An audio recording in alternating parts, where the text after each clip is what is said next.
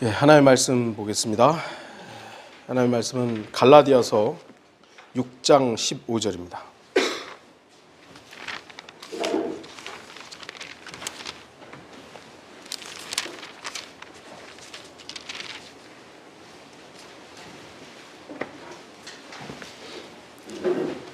갈라디아서 6장 15절을 제가 읽도록 하겠습니다. 그리스도 예수 안에서는 할례나 무할례가 아무 효력이 없으되 오직 새로운 피조물 뿐이니라. 오늘은 본문에 대한 설명보다는 주제 설교가 될 것입니다. 새로운 다짐이라는 제목입니다. 많은 사람들이 새해가 되면 올해는 다르게 살겠다, 자신에게 또는 기독교인들은 하나님께 다짐하면서 계획을 세웁니다. 이전 잘못된 습관은 바꾸고 새롭게 행동하면서 살 것이라고 이렇게 다짐하죠. 그래서 우리 과장 같은 경우도 올해는 이제 담배랑 술 끊겠다고. 제가 그걸 3년 동안 들었어요. 계속 끊는데요. 사람들은 나름대로 이제 뭐 하겠다 이제 계획을 세우죠. 이런 결심들은 높이 칭찬받을 뿐만 아니라 영적 성장의 자극제가 되기도 합니다. 여러분들이 지난 한 해를 돌아봤을 때 물론 주님을 향한 아름다운 간증도 있지만 그렇지 못했던 부분에 대해서 내가 새해에는 좀 주님을 향해서 한 걸음 더 나아가야 되겠다, 이런 다짐을 하는 것은 자극제가 될 수 있습니다. 하지만 항상 긍정적인 것만은 아니죠. 때때로 우리는 새해 결심들을 실천하다가 얼마 되지 않아서 곧 잊어버리고 맙니다. 18세기에 살았던 사무엘 존슨이라는 그리스도인은 자신의 일기장에 자신의 결심들을 적어 놓았습니다. 뭐라고 되어 있냐면, 겉으로 보이는 어떤 버릇도 나는 고치지 못했고 연초에 세웠던 계획들은 하나도 지키지 못했다. 그래도 나는 여전히 더 나아지리라 기대하며 쓸데없는 일에 나의 전생애를 허비하지 않기를 희망한다.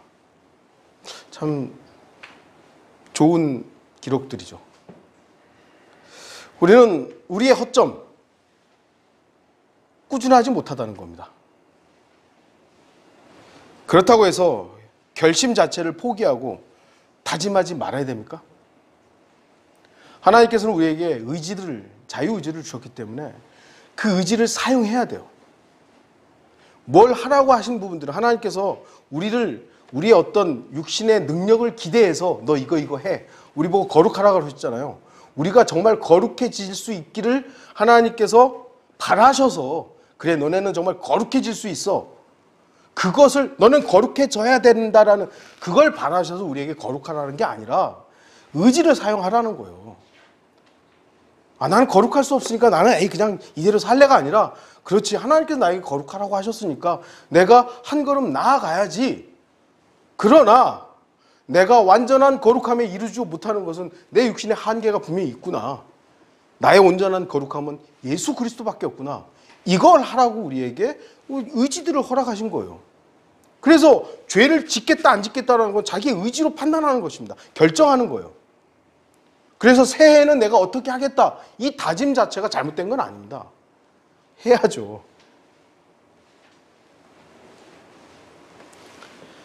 어떤 기회가 됐을 때 우리는 반드시 새로운 결심과 다짐을 통해 자신을 점검할 수 있어야 됩니다.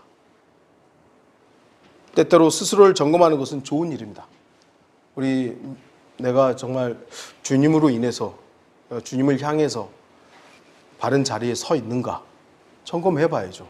아까도 제가 말씀드렸지만 저와 우리 교회가, 여러분들이 지금 주님께서 가셨던 그 길을 한 걸음 한 걸음 올곧게 가고 있는가 점검해 봐야죠. 우리 항상 이래 왔는데 그게 아니에요. 이래 왔는데 그게 잘못됐다면 바꿔야 되잖아요. 우리는 고쳐야 할 나쁜 습관들을 직시한 다음 그것들을 어떻게 고칠 것인지 계획을 세워야 됩니다. 만약에 맨날 늦게 일어나요, 게을러요, 그러면 계속 게을러야 됩니까? 아니잖아요. 이걸 내가 어떻게 바꿔봐야지? 어떻게 바꿀까? 이런 계획을 세워서 그럼 내가 이렇게 한번 해봐야지. 필요한 부분이라는 겁니다. 예를 들어서 우리의 믿음이 약해지고 신실하지 못하다고 여겨지면 매일 하나님과 집중적인 교제의 시간, 곧 기도의 시간을 가지기로 결심해야 되죠. 나 주님과 너무 소홀했구나. 그럼 내가 이제 그래, 이 시간에 내가 한번 기도하자. 필요하겠구나. 결심이 필요합니다. 또한 성경을 읽는 것에 소홀해지면 더 시간을 내야 됐다고 다짐해야 되는 것이죠. 내가 너무 성경을 안 읽었네? 그럼 거기서 그냥 그래 뭐 이게 아니라 다시 말씀 읽어야지. 내가 시간을 좀 내야지. 다른 시간에 요 시간을 좀 빼야지. 10분만 읽어도요. 하루에 10분만 읽어도요. 3장에서 5장 읽을 수 있어요. 그러면 1년이면 1독을 해요. 안 하니까 그러죠. 어찌 보면 우리가 그런 다짐마저도 너무 소홀해진 것입니다. 또한 아직도 육신적인 욕심과 세속적인 습관에서 벗어나지 못했다면 신속하게 결단을 내려야 되는 것이죠. 잘못된 습관, 잘못된 어떤 육신적인 일들과 여전히 있다면 내가 이건 좀 끊어야 되겠구나. 결단해야 되는 것이죠. 그리고 평생 동안 이것을 지속적으로 실천할 수 있도록 성령 하나님께 도움을 구해야 됩니다. 주님 도와주십시오. 내 능력으로는 이거 안 됩니다. 일깨워 주십시오. 그래야 되는 것이죠. 오늘은 2022년 새해 첫 번째 경배의 시간입니다. 바로 오늘 이 시간 여러분의 영적 성장을 위해서 다짐하는 시간이 되기를 바랍니다. 여러분은 새해 계획뿐만 아니라 영적인 다짐도 해야 합니다. 새해가 들면서 가정의 계획도 있을 것이고 개인의 계획도 있을 수 있죠. 뭐 중학생이 이제 고등학생이 되거나 아니면 뭐 대학에 들어가거나 뭐 또 이제 군에서 제대하거나 뭐 이런 환경 속에서 내가 이제 앞으로 뭘 해야 되겠다 이런 계획들이 있을 수 있죠. 그것도 필요합니다만 주님으로 인한 영적인 계획, 영적인 다짐 이것이 필요하다는 것입니다. 1722년 조나단 에드워드라는 사람이 있었습니다. 이분 목사죠. 신학자이기도 하고요. 하나님과 그리고 이웃들과 화목하게 사는 일에 자신을 헌신하기로 마음먹고 70가지의 결심 목록을 작성을 합니다. 에드워드 목사는 하나님과의 관계를 위해 시도했던 그의 진지한 의도를 나타냈습니다. 내용이 뭐냐면 무슨 일이든 하나님의 영광을 위해 최선을 다한다. 잃어버린 혼들에 대한 나의 책임을 다한다.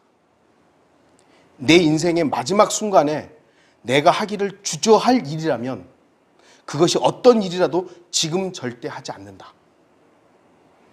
성경을 꾸준히 계속해서 읽고 그리고 철저히 공부한다. 매일, 매주, 매달 그리고 매년을 마감하며 혹시 좀 더 잘할 수 있지 않았는지 스스로 자문해 본다. 죽을 때까지 내 자신이 나의 것이 아니라 오로지 전적으로 하나님의 것으로 알고 살아간다. 70가지를 다 나열하지는 못하겠고요. 좀 전에 읽었던 그 내용을 통해서 하나님 앞에서 결심하고 다짐한 신실한 그리스도인의 모습을 볼 수 있는 것이죠. 세상 사람들은 자신을 위해서 그리고 가족과 나라를 위해서 새로운 다짐을 합니다. 이제 올해가 뭐 대선이잖아요. 공약들을 막 이렇게 하겠다, 이렇게 하겠다, 이렇게 하다 막 지금 내놓고 있어요. 다짐하고 있는 것이죠. 하지만 그리스도인은 먼저 하나님의 나라와 그분의 의를 구해야 합니다. 내 계획이 아니라 내 가족의 계획이 아니라 이 나라의 어떠함이 아니라 먼저 하나님의 나라와 그분의 의를 먼저 구해야 하는 것이죠.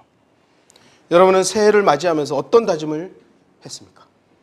저는 조나단 에드워드의 글을 보면서 저하고 많이 제 개인의 이제 다짐하고 겹치는 부분들을 많이 발견했어요. 그래서 내가 완벽하게 다 할 수 있는 건 아니지만 그래도 그래 내가 올해는 이 부분들을 조금 다시 한번 잘 챙겨보자 이런 생각들을 다짐을 했습니다.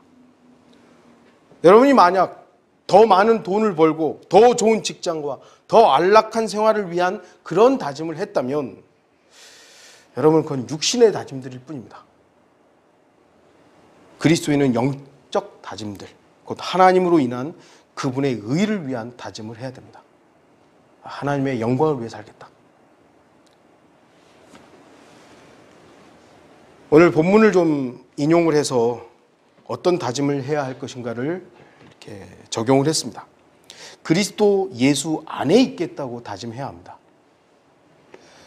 이게 변개된 성서들은요, 이 그리스도 예수 안에서 이 단어가 삭제되어 있습니다. 없어요. 그냥 할례나 무할례가 아무 효력이 없, 이렇게 그냥 되어 있습니다. 학자들은 항상 핑계를 댈 명분을 찾기에 급급합니다. 그래서 이 구절은 갈라디아서 5장 6절의 영향을 받아서 그리스도 예수 안에서라는 이 단어가 추가되었다. 원래는 없었는데 넣은 거다라고 주장합니다. 그렇지만 그들은 왜 이 단어가 빠져도 되는지에 대해서는 단 한마디도 설명하지 않습니다. 하나님께서는 이 단어가 이 구절에 필요하기 때문에 보존해 두신 것이에요. 그리스도 예수 안에 있을 때에만 할례나 무할례가 아무 효력이 없는 것입니다. 그냥 아무 때나 할례나 무할례가 효력이 없는 게 아니에요. 그리스도 예수 안에 있을 때만이죠. 유대인들은 할례를 얼마나 목숨같이 했어요. 근데 이방인들은 할례가 필요 없다고 하는 거예요. 이거는 그리스도 예수 안에 있을 때만 할례나 무할례가 아무 효력이 없다라는 것이지, 그리스도 예수 안에를 배제해버리면 유대인들은 유대인대로 할례를 주장하는 것이고 이방인들은 야 할례 필요 없어 이렇게 하는 것이죠. 그래서 그리스도 예수 안에서는 이게 반드시 필요한 단어입니다. 또한 그리스도 예수 안에 있을 때에만 새로운 피조물이 될 수 있는 것이죠.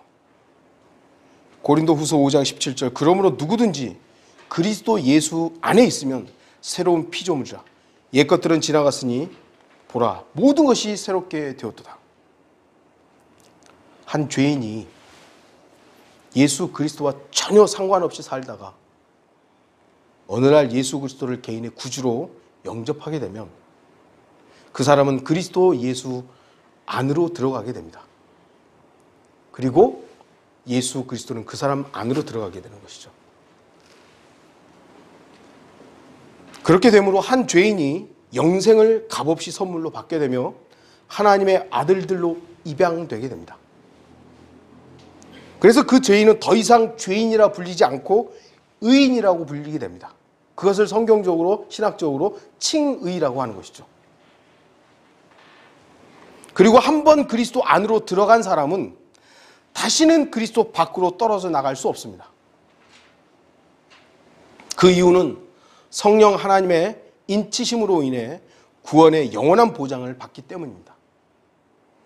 예수 그리스도를 개인의 구주로 영접해서 그분이 내 안에, 내가 그분 안으로 들어가게 되면 그건 이제 영원한 거예요. 다시는 밖으로 나갈 수 없어요. 그분이 내 밖으로 나갈 수도 없고요. 이게 이제 신약 교리입니다. 신약 교리. 대환란 때는 좀 다르지만. 이것은 우리가 잘 알고 있는 구원과 구원의 영원한 보장에 대한 부분입니다. 제가 이것을 다시 말씀드리고 싶은 건 아니죠. 저는 단지 우리들의 영적 다짐을 돕기 위해서 이 말씀을 적용하려는 것입니다. 그리스도인은 구원에 관해서는 그리스도 예수 안에서 떨어져 나갈 수 없습니다.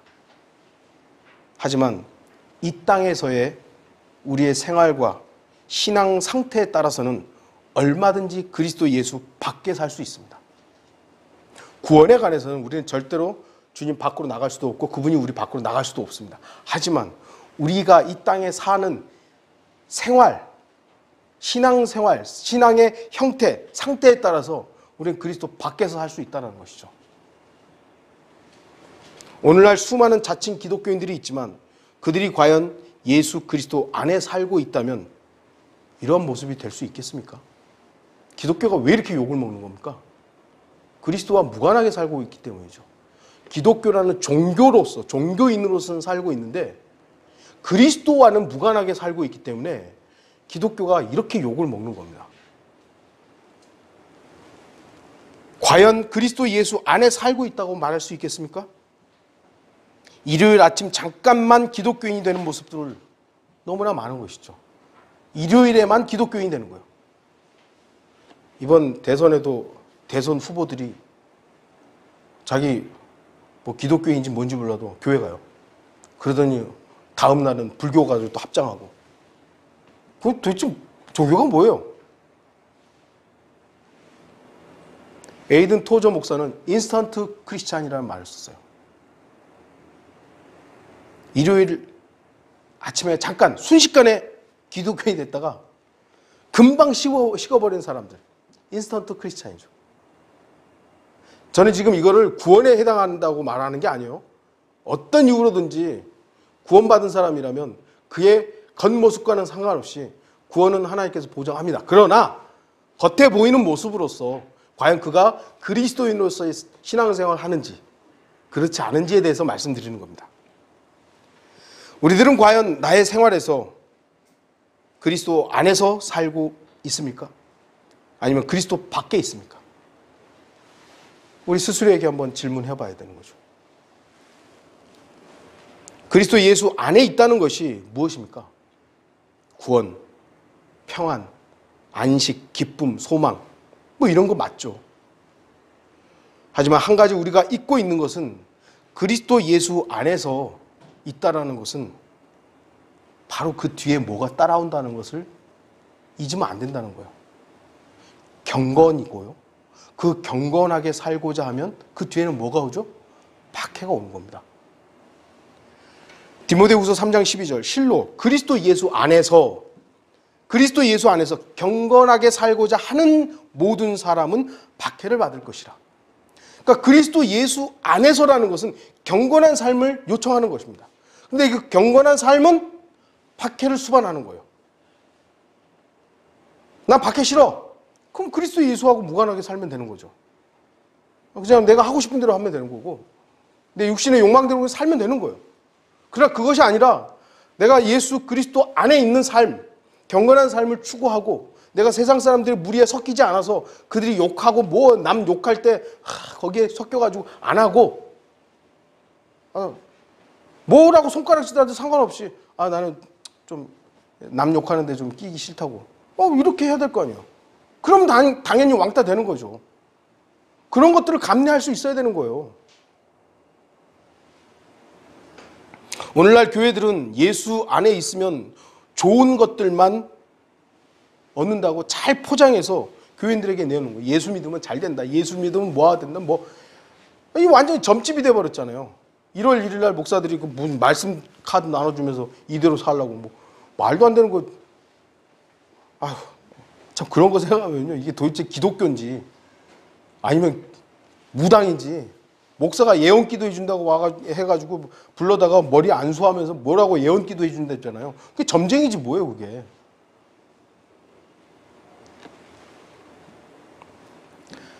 오히려 그리스도인은 경건하게 살고자 하면 이 땅에서 얻을 수 있는 것은 오히려 박해. 그 박해가 가장 위대한 선물이라는 것을 잊으면 안 되는 겁니다.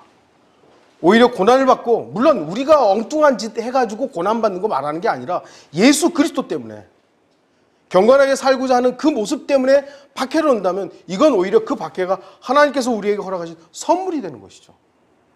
간증이 되는 것이고요. 내가 예수 그리스도를 전했더니 그가 나를 뭐랄까요? 왕따 시켰어요. 그러면 그것이 오히려 감사가 되는 것이죠.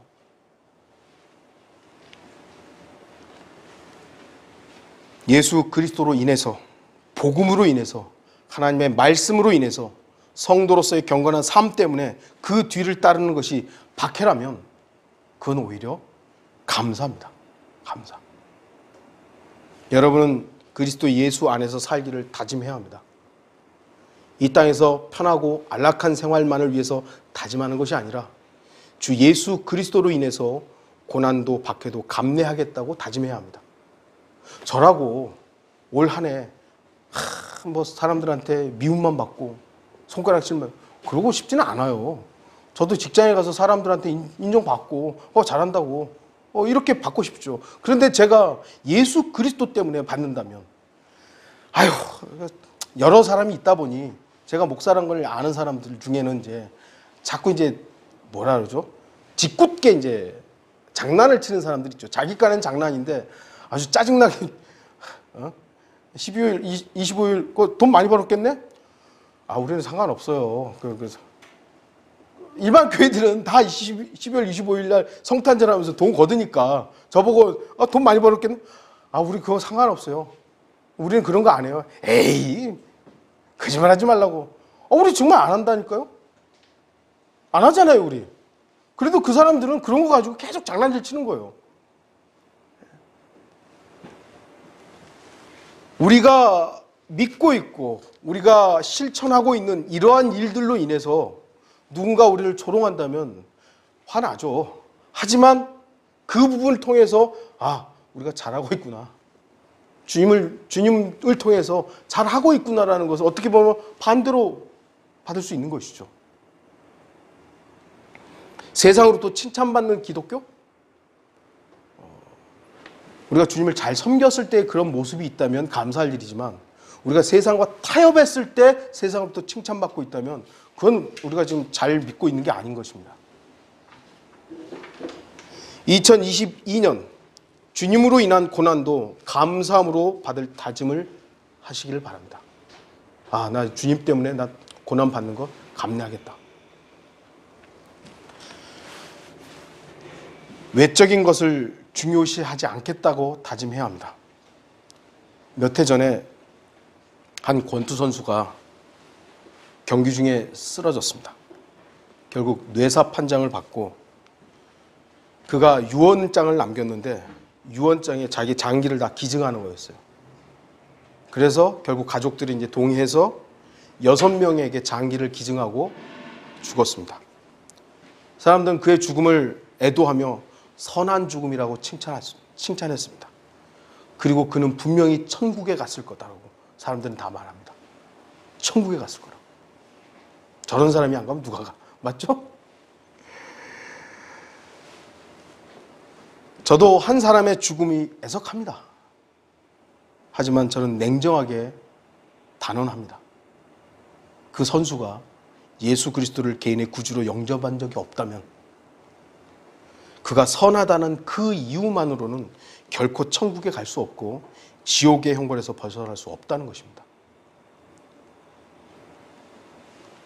그 어떤 사람이 어떤 선한 삶을 살았건 그 어떤 사람이 어떤 위대한 일을 했건 그건 중요한 게 아닙니다. 인간이 어떤 일을 했다라는 것이 중요한 게 아니에요. 하나님이 어떤 일을 했느냐가 중요한 것이죠. 예수 그리스도께서 나를 위해서 여러분을 위해서 어떤 일을 했느냐가 중요한 것이지 내가 하나님을 위해서 무엇을 했다가 중요한 게 아니에요. 근데 인간들의 관점은 다 그거잖아요. 외적으로 네가 뭐 하나님을 위해서 뭐 했어? 너 얼마나 믿음 생활 열심히 했어? 이런 거 다 따지는 거잖아요.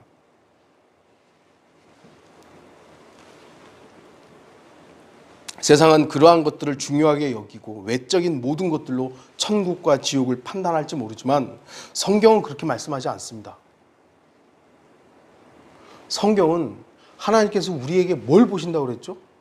우리 안에 있는 아들을 보는 거예요. 우리의 외적인 우리가 뭘 얼마나 했는지 하나님 별로 관심 없어요. 우리가 해봐야 뭘 할 수 있겠어요. 하나님이 관심 있는 건 네 안에 아들이 있느냐예요. 아들이 있느냐. 그래서 요한복음 3장 36절에 아들을 믿는 자는 영생을 가졌고 그 아들을 믿지 않는 자는 영생을 보지 못하고 오히려 하나님의 진노가 그 사람 위에 머물러 있느니라. 아버지 하나님 보시는 것은 우리의 외모가 아니에요. 외적인 어떤 것이 아니에요. 아들만 보시는 거예요. 아들만. 우리가 그 아들을 통해서 살고 있는 것인가? 그 아들 안에 있는가? 2022년에 우리가 뭘 할 수 있겠어요? 올 한 해 물론 다짐하고 그래 이제는 좀 잘해야지 하지만 또 2022년을 마무리할 때는 아이고 그럴 거 아니에요. 우리는 역사에서 아무것도 배우지 못하는 걸 배우고 있어요. 맨날 어떻게 보면 반복하고 있어요. 헤아릴 새 것은 없어요. 그러나 우리가 의지할 수 있는 것은 예수 그리스도밖에 없잖아요. 아들. 할례가 무엇입니까? 유대인들이 자신들을 구별하는 가장 좋은 표였어요.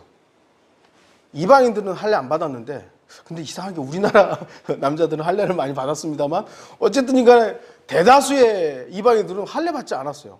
근데 유대인들은 난 지 8일 만에 다 할례를 하는 거예요. 그러니까 자신들을 선택된 민족이다. 다른 민족하고 하나님께서 우리를 구별하시기 위해서 할례를 행했다. 아주 프라이드가 굉장한 것이죠. 반면 다른 이방인들은 하나님으로부터 어떤 표도 받지 못했습니다. 그래서 유대인들은 자신들을 구별할 수 있는 표를 자신들의 몸에 가지고 있다고 해서 아주 의기양양했던 것이죠. 하나님으로부터 우리는 선택됐다고. 그렇다면 그 할례가 그 유대인들을 그리스도 안으로 들어갈 수 있도록 했습니까? 못했잖아요.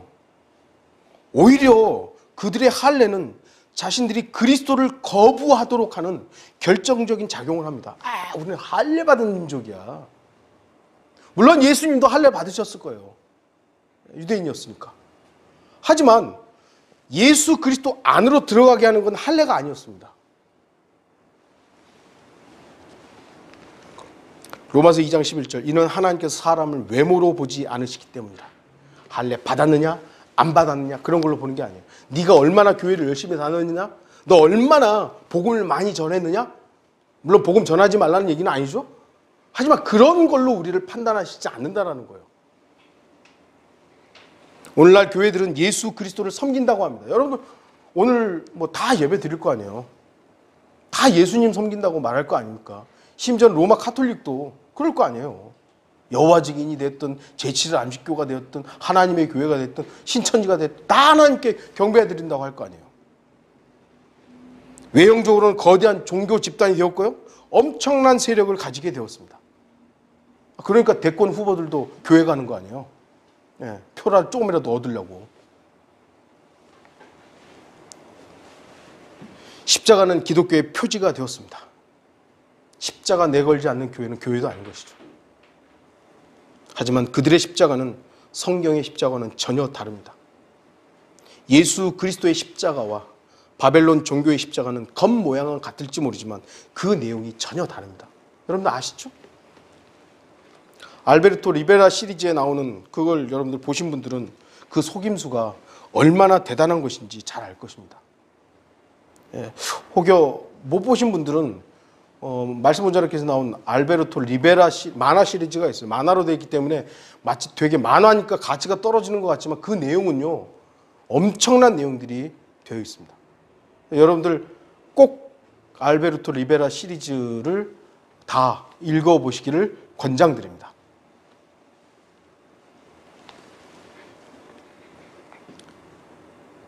마귀는 현재에도 수많은 사람들을 속입니다. 특히 보이는 것들을 중요시하는 사람들을 그 사람들의 약점을 교묘하게 이용합니다. 외형적인 경건과 외적인 겸손에 속지 말아야 합니다. 진리를 거부하고 하나님의 말씀을 거부하는 그 어떤 자들의 겉모습에도 속지 마십시오. 교황이 정말 거룩한 옷을 입고 세계에서 가장 거룩하게 보이지만 속지 마십시오. 목사들도 가운 입고 거룩하게 설교하고 그럴듯한 언변으로 속지 마십시오. 저 역시 사람의 외적인 모습과 겸손하게 보이는 행동들에 속았기 때문에 이러한 말을 할 수 있습니다.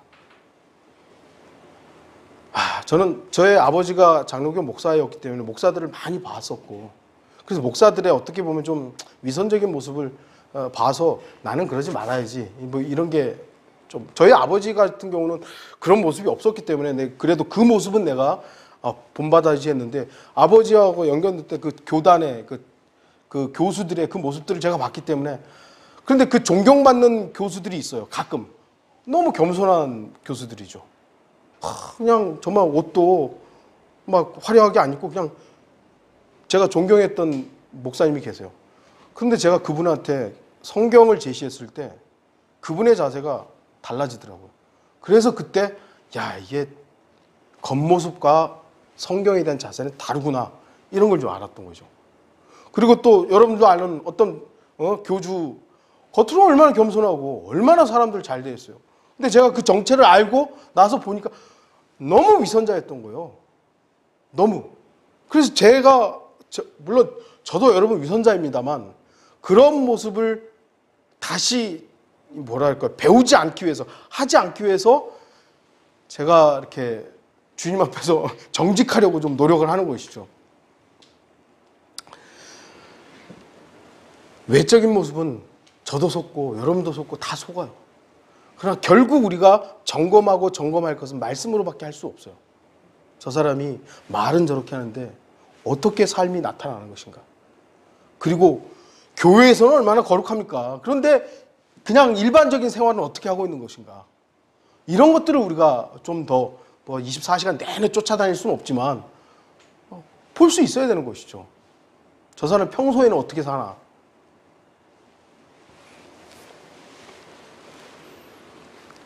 그리스도인은 더욱 더 외적으로 눈에 보이는 것들, 특히 세상의 모든 속임수들에 주의하고 조심해야 합니다. 어떤 그 환경 보고서를 읽어보니까 지금 세상은 그 탄소 이게 배출 줄이고 또 온난화 이걸 막 줄이려고 뭐 별개를 다 하잖아요. 그 보고서 보니까 아무 소용 없는 거예요. 아무 소용이 없어요.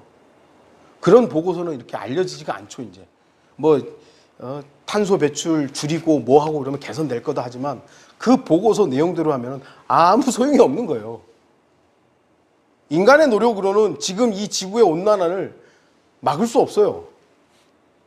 왜냐하면 잘 먹고 잘 살려고 하는 소위 말하는 후진국들이 중진국으로 가려고 계속 환경 망가뜨리고 있고 중국부터 시작해서 브라질, 그다음에 동남아시아, 아프리카 이런 나라들은 그냥 계속 떼야 되기 때문에 탄소를 배출해야 되기 때문에 그 나라들을 어떻게 먹여 살릴 거예요? 안 되는 거예요. 인간의 계획으로는 안 돼요. 아무리 우리나라가 뭐 전기차에 수소차를 해가지고 뭐 한다 할지라도 우리나라만 깨끗해서는 되는 게 아니잖아요. 유일한 해답이 있는 것입니다. 그 유일한 해답은 거절하고 인간들이 노력으로만 계속 하려고 하는 것이요. 마귀가 그렇게 속이는 것이죠. 그래서 우리는 눈에 보이는 것들에 속으면 안 되는 거예요. 야, 세상이 좋아지는데, 와, 이렇게 발전하는데, 항상 말씀드리잖아요. 편리해지는 것 뿐이라니까요. 성경을 믿는 사람들마저도 보이는 것들에 속고 세상의 흐름에 동조하게 된다면 참으로 이 마지막 시대에 믿음을 어디에서 찾아볼 수 있겠어요? 누가복음 18장 8절에 내가 너희에게 말하노니 하나님께서는 그들의 원한을 속히 갚아주시리라. 그러나 인자가 올 때 그가 세상에서 믿음을 찾아볼 수 있겠느냐? 정말 믿음 찾아보기가 힘들죠. 여러분 다짐해야 합니다. 외적인 것들에 내 눈을 맡기지 않겠다. 외모로 어떤 나타나는 어떤 물론 성경에서는 그 열매를 보고 나무를 알 수 있다는 말씀도 있기 때문에 열매를 완전히 다 깡그리 다 무시해야 돼. 이건 아니지만 그 열매가 뭐 어떤 열매인지 성령의 열매인지 그 사람의 땀의 열매인지 구분할 수 있어야 된다는 거죠. 세상의 화려한 모습에 내 마음을 빼앗기지 않겠다. 세상 참 화려하죠? 네. 세상의 유행과 흐름으로부터 나 자신을 지키겠다. 모르겠어요. 저는 이게 뭐 저하고 똑같지는 않습니다만 우리 청년들 뭐 요즘 유행하는 게 뭔지 모르겠어요. 저도 그냥 하도 언론에서 하니까 BTS는 알겠어요. BTS도 알고 뭐 블랙핑크인가 뭐 이런 이름은 알겠는데 그 노래들도 그 뭐 나오니까 근데 처음부터 끝까지를 모르겠어요. 이제 저를 자랑하자는 것이 아니라 그리스도인들은 이 세상의 흐름의 유행에 거기에 편승해야 되느냐 이거죠. 그렇게까지 뭐 여러분 개인의 어떤 취향이 있고 뭐 노래도 어떤 노래를 좋아할 수 있고 하지만 그 세상이 흘러가는 그 세상 청년들이 흘러가는 거기에 같이 가겠느냐는 저는 그러지 않기를 바라는 거예요. 세상에 가고 있는 그 타이타닉 호를 여러분이 같이 탈 필요는 없잖아요. 그거 무너질 건데 가라앉을 건데.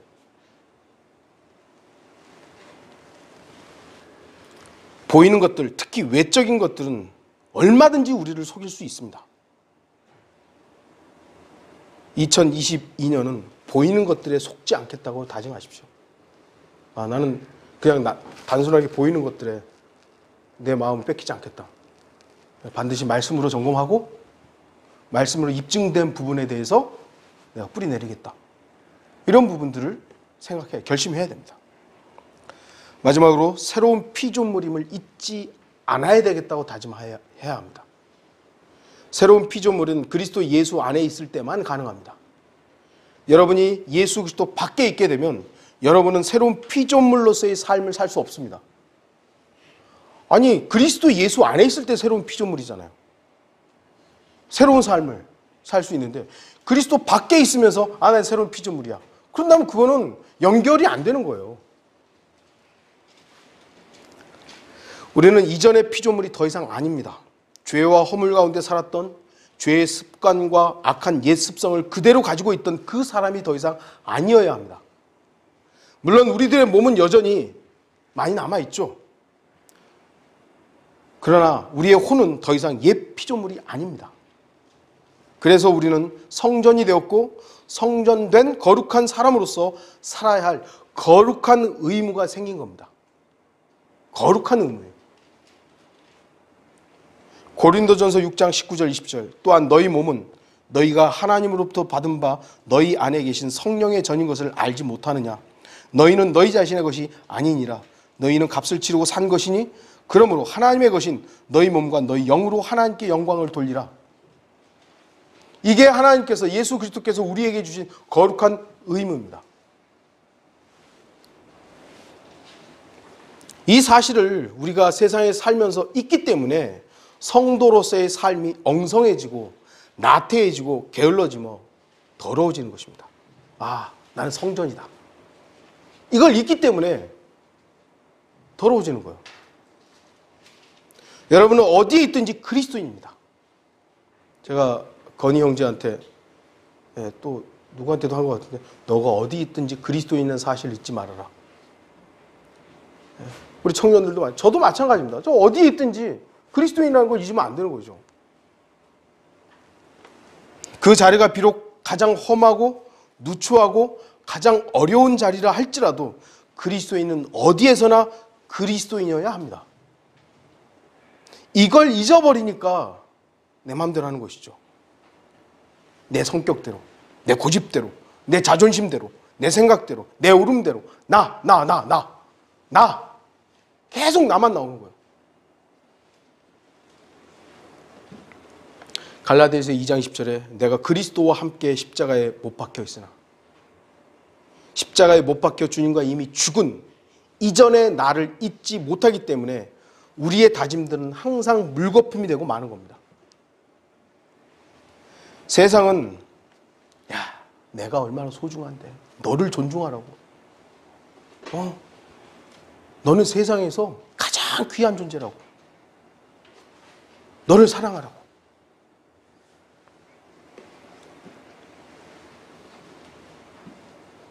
세상은 나를 사랑하라고 부추깁니다. 하지만 거듭나지 않은 나는 죄인이며 그 죄인은 하나님을 대적하는 마귀의 자식일 뿐임을 알아야 됩니다. 거듭나지 않은 나, 자아는 하나님의 대적이에요. 그래서 그 거듭나지 않은 나를 사랑하는 것은 죄를 사랑하는 거예요. 그리고 마귀에 동조하는 겁니다. 여러분이 아직도 거듭나기 전의 나를 사랑하지 못하고 그 나를 버리지 못했다면 믿음에 대해서 오해하고 있는 것이요. 믿음은 나를 부인하는 거예요. 거듭나기 전에 나를 부인하고 하나님께서 새롭게 만드신 새로운 피조물인 나, 그리스도인이 된 나를 사랑하라는 것이지 이전의 나를 사랑하라고 말씀하지 않아요. 믿음이란 나 자신은 아무것도 아니요 전혀 무가치한 것임을 고백하는 겁니다.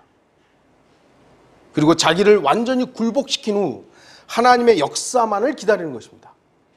믿음이죠. 그 믿음이란 우리 안에 있을 수 있는 지극히 겸손한 것, 다시 말해서 하나님께서 주시는 은혜가 아니고는 아무것도 할 수 없다는 것을 믿는 거예요.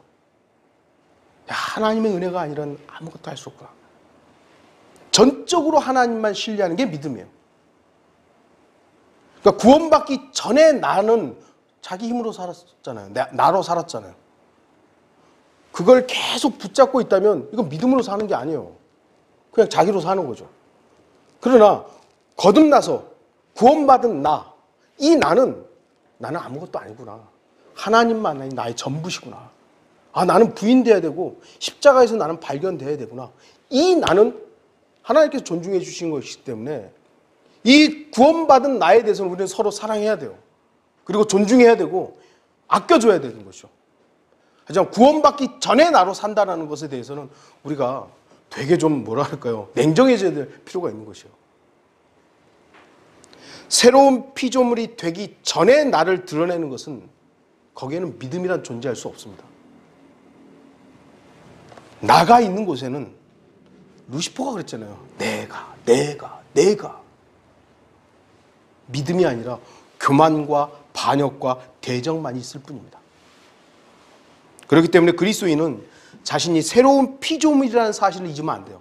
나는 새로운 피조물이지. 성령께서 나를 새로 살리셨지. 나 거듭났지.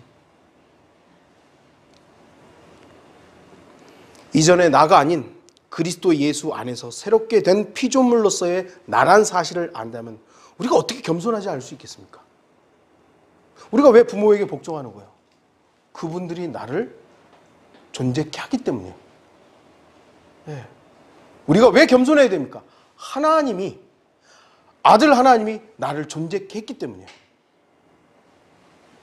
나를 새롭게 창조하신 분이 주 예수 그리스도신데 우리가 어떻게 그분 앞에서 겸손하지 않을 수가 있겠습니까? 2022년에는 나 자신이 새로운 피조물이라는 사실을 잊지 않겠다고 다짐하시기 바랍니다. 난 새로운 피조물이지. 결론을 맺겠습니다. 새해가 되면 누구나 새로운 다짐을 합니다. 세상 사람들은 해맞이를 하면서 태양 숭배에 빠져서 어떤 다짐들을 했을 것이고 소원도 빌었을 것입니다. 대선 주자들도 보니까 새해 한강에도 가고 어디 가가지고 이래가 도대체 그 사람이 기독교인이라고 자기 프로필에는 기독교인인데 도대체 해를 보면서 이렇게 했다고? 그거 태양 숭배 아니에요, 그거 아니에요? 희한한 사람들 많아요. 그럼 차라리 기독교인이라고 쓰지를 말든지. 여러분은 새해를 맞으면서 어떤 다짐을 했습니까? 육신을 위한 다짐도 필요합니다. 가정의 필요를 내가 어떻게 채울 것인가 다짐해야죠. 건강을 위한 다짐도 필요하고요.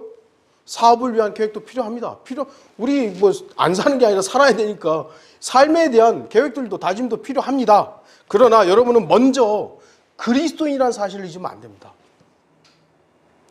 그리스도인은 영적 다짐을 해야 합니다. 그리스도인은 먼저 하나님의 왕국과 그분의 의를 구해야 합니다. 하나님의 나라와 그분의 의를 구해야 합니다. 그런데 이 다짐이 왜 지속되지 못하느냐? 거기에 대해서도 우리가 점검해 봐야 합니다. 새로운 피조물로서의 나가 아닌 이전에 살았던 나가 자꾸 살아 움직이기 때문에 실패한다는 걸 알아야 됩니다. 그렇기 때문에 우리는 성경을 믿는 사람으로서 나는 매일 죽고 매일 주님과 함께 살아나야 한다. 나는 매일 죽고 매일 주님과 살아나야 된다. 주님의 부활로 살아나야 된다. 이 부분들에 대해서 우리가 받아들여야 돼요. 나는 매일 죽어야 되는 거야. 그래서 죽음으로 끝나면 안 되잖아요. 예수 그리스도께서 부활하셨지 주님과 함께 부활해야 되는 것이죠. 그리스도 안에 있겠다고 다짐해야 합니다. 그리스도 안에 우리가 있게 되면 다가오는 고난과 박해도 감사함으로 받을 수 있습니다. 위에 있는 것들에 마음을 두겠다고 다짐해야 합니다. 세상과 마귀가 주는 수많은 외적이고 눈에 보이는 것들에 눈과 마음을 빼앗기지 않겠다고 다짐해야 합니다. 새로운 피조물로서 살겠다고 다짐해야 합니다. 옛것들이 지나가지 않고 구원받기 전에 나의 모습으로 산다면 전혀 그리스도인으로서의 간증을 남길 수 없음을 알아야 합니다. 그리고 주 안에서 다짐한 이 다짐들이 지속될 수 있게 해달라고 성령 하나님께 의탁하십시오. 이 다짐들이 비록 연말에 완벽하게 이루어지지는 못했다 할지라도 나 자신이 쓸데없는 일들에 연루되거나 시간을 낭비하지 않았다라는 그 부분만큼은 말할 수 있는 그리스도인의 모습이 되어야 될 것입니다. 지금 이 시간만큼은 주 안에서 새로운 다짐으로 무장하는 우리 귀한 성도들이 되기를 바라는 것입니다. 다 같이 기도하시겠습니다.